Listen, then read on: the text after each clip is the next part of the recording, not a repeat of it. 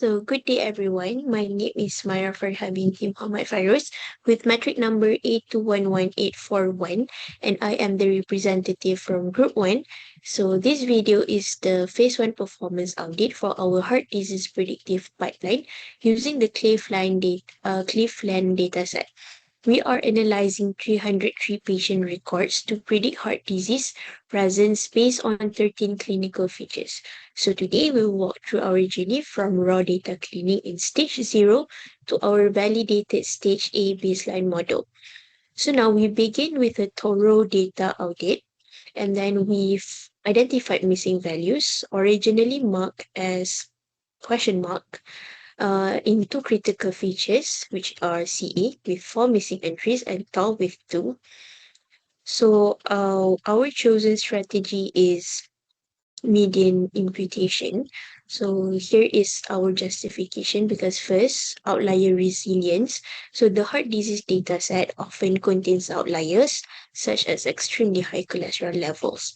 Unlike the mean, the median is not affected by these outliers, making it most robust strategy for our project. So why not drop the rows? So the data set is very small with only 303 records.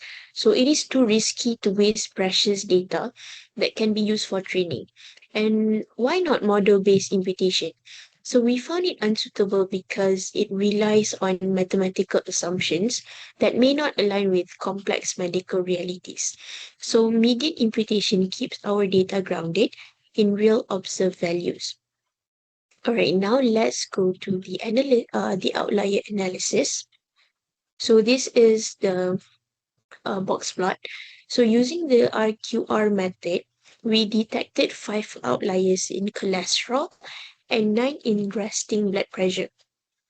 So we made a strategic decision to keep these outliers. So in cardiology, the extreme readings are often the most critical pathological indicators.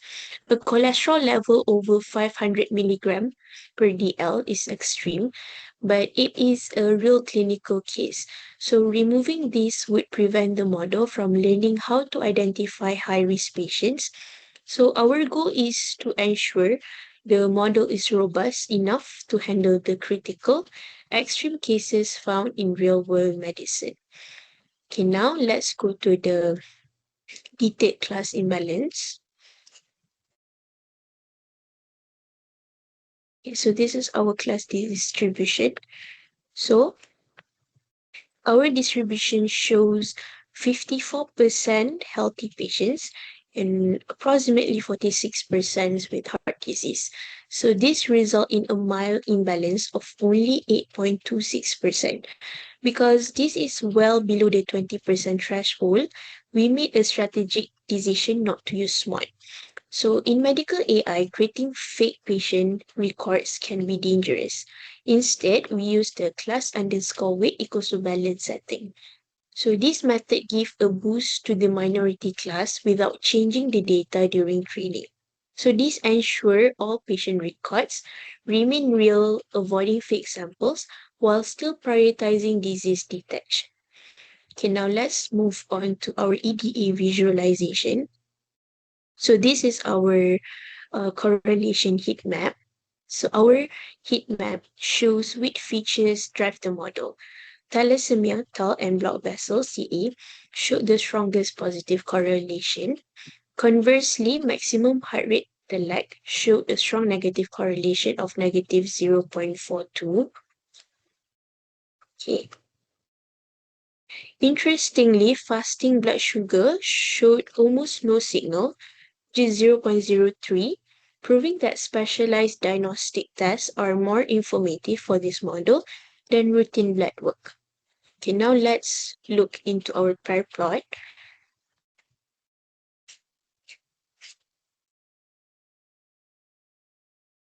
So this is our pair plot. So to understand how these top features interact, we generated a pair plot.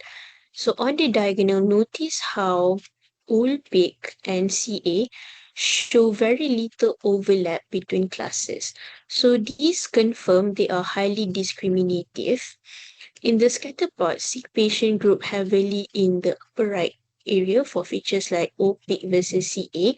So this proved that a combination of high ST depression and blocked vessel is a very strong risk indicator.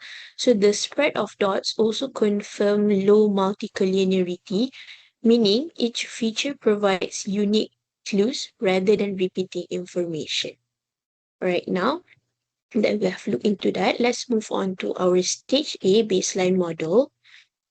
So in here, let's look at the implementation of our integrity pipeline.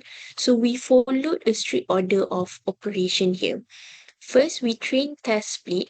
So we perform a stratified split before any other calculation. So this is mandatory so the model never sees future test data. And then re-imputation. We calculated the median only from the training set. This will prevent data leakage. And then for the feature scaling, so finally we applied standard scaler.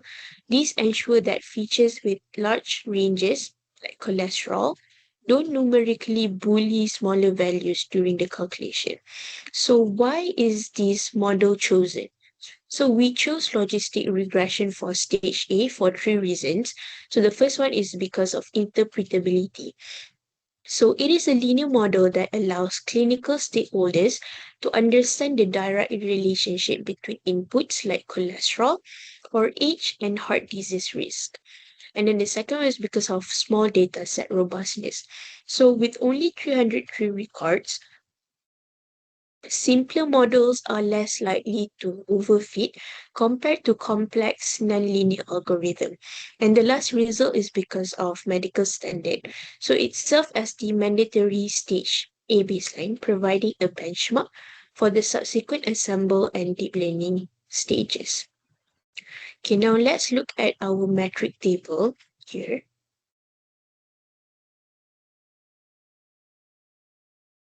So our stage A baseline metrics provide a very strong foundation. So our recall, which is 0.9286. So this is our primary medical metric. In heart disease, missing a diagnosis in life-threatening is life-threatening. So our model successfully identified nearly 93% of all sick patients. So precision of 0.8125, this is slightly lower than recall. This is an intentional trade-off. So we accept some false positive to ensure maximum patient safety.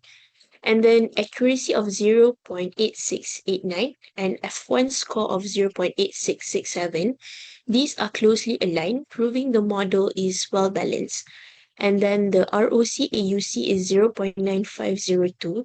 So this excellent score confirm that model has superior power to distinguish between healthy and diseased patients. So now we have established a high-performing benchmark for stage B later on. So I think that is all for our presentation. That is all from us. Thank you so much.